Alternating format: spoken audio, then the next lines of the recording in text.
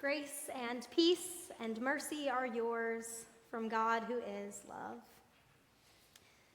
So most people who have ever met me probably know that I'm a huge fan of outdoor ministry, summer camp, and the faith formation that happens there. And so as I read our gospel reading for this week and started to unpack those lessons, it was not a surprise to me that I couldn't stop thinking about a camp skit, one that we used to do when I was a counselor. So the skit opened up with one person answering a phone call. You couldn't hear the voice on the other side, but it was made clear that Jesus was calling. Jesus was calling, and he was coming to visit their house today. Oh man, the counselor would say, Jesus is coming. I have to get ready. And so they began to tidy their home, to maybe find the best silverware or make some really delicious food. But they were interrupted. An exaggerated knock on the door, a silly doorbell ring, and someone would be there needing help. Now, as camp counselors who really enjoyed the creativity of skits, the fun of this one was deciding what creative ask for help you would do. We ranged all the way from a classic car breakdown to accidentally stepping in a bear trap. But, of course, the original person, as much as they would really, really love to help, they had something way more important to be doing. They had to prepare for Jesus' visit. And so one by one, they would deny helping their friends. I'm so sorry, Rachel. You know, on a normal day, I would be right there to climb that tree and get your kitten out, but I just can't do it today. Today, Jesus is coming to visit, and I have so much to do to get ready. The skit would end with another phone call from Jesus. And you would hear the counselor answer, "What do you mean? You've already been here? That was you when Brandon needed help with his car? That was you when Rachel's cat was stuck in a tree? Oh, it was you when Caroline's car broke down and she asked for a ride to the Taylor Swift concert, huh?" The premise of the skit, of course, being that God shows up in all kinds of ways, in all kinds of people, but that sometimes we miss that because our focus is in the wrong place. Like Martha, in today's gospel reading, we find ourselves distracted. What's really interesting to me about this story is that it comes directly following last week's story about the Good Samaritan. Jesus sharing the good work of a Samaritan who acted as neighbor, whose actions spoke love and compassion and became a beacon of God's love, the unlikely shining example of the command to love your neighbor. And then we reach today. Jesus has entered the home of Mary and Martha. And one thing to note about Jesus traveling and being welcomed into people's homes is that Jesus didn't exactly travel alone. So it's not Jesus that these people are welcoming, it's his entire entourage. Preparing meals, providing hospitality, cleaning up, all the things for this many people was probably a pretty hefty task. And directly following the story of the Good Samaritan, the praise of this hospitality toward neighbor, we might expect that same praise to fall on Martha. She is, after all, using her gifts to serve and to care for those around her, those who are here learning and teaching. And I imagine that would have been pretty stressful and pretty important work, right? Mary, on the other hand, is not doing any of the work, at least not currently. Instead, she is sitting at the feet of Jesus and listening. So it doesn't really seem too unusual to us, right? Especially those of us who have siblings, or those of us who have maybe ever carried a group project single-handedly, that Martha gets a little frustrated at the lack of help from her sister. I started thinking about a few weeks ago when we hosted my son River's 3rd birthday party. The house was packed with people. We had around 30 guests.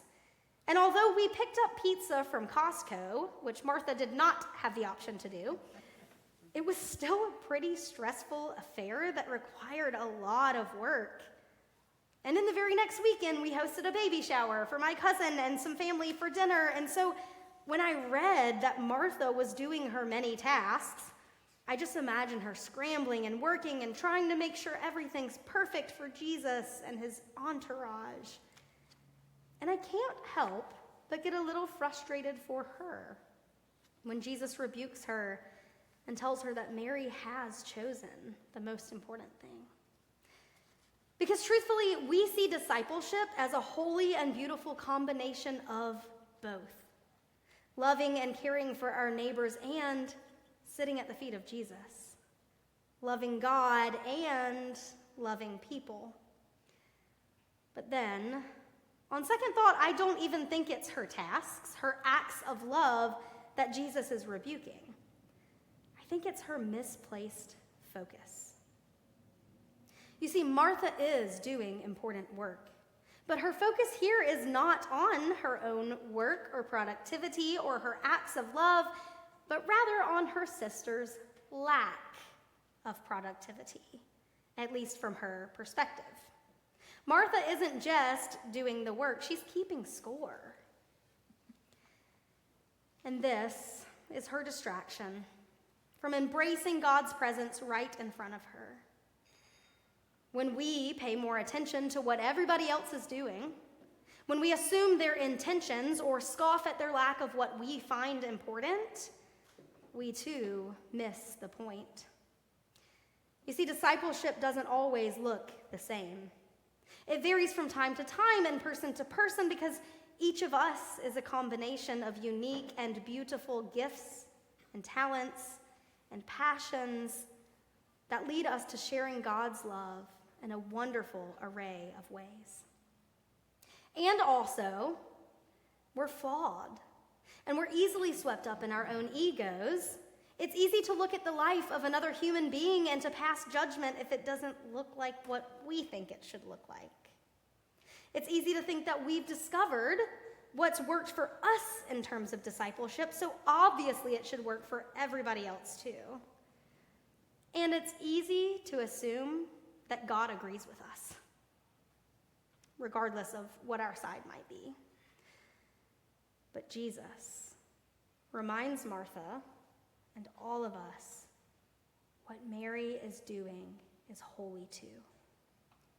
You see, another really important part of this story, an important thing about Mary in particular, is this. The expectations that Martha had for her sister were not just something she came up with herself. These were societal expectations. Because Mary was a woman, and so it would be the norm for her role to be serving Jesus and those men who sat at Jesus' feet listening. And so I imagine that might be a little bit of why Martha is so bothered by her sister sitting at Jesus' feet, because it didn't fit the expectations that society and Martha had for her. In last week's gospel, Jesus lifted up the picture of service and compassion, the command to love your neighbor as yourself, and somebody really unexpected, a Samaritan. Somebody who was culturally not who one might expect. And now, once again, we see an example, this time of the command to love God, and the person who Jesus lifts up is a woman. Socially and culturally, she's of low status and position, and yet Jesus says, look at her. She's doing it right. And so I think maybe Jesus' rebuke of Martha is a little bit more than that. Maybe it's an invitation, too. An invitation to break away from certain expectations that others place on us, or expectations that we place on ourselves, and to experience the fullness of discipleship. The balance of service and worship and learning and fellowship. Jesus speaks Martha's name, Martha, Martha. And it's not rejection that he offers her, it's redirection. It's calling Martha back to the heart of it all, inviting her into the fullness of discipleship, helping her not to to miss the point. And the point isn't perfection, it's presence. And the openness to where God is at work all around us, even when it doesn't meet our own expectations. And so may we not be so caught up in trying to prepare ourselves for Jesus that we miss the presence of God all around us. May we fight the distractions that keep us from noticing the holy and the urge to expect everybody else to do it our way. May we embrace all of the gifts that God has given us as a congregation and as individuals. And may we find time to pause the busyness of life and take a seat at the feet of the one who knows us and loves us beyond measure. Amen.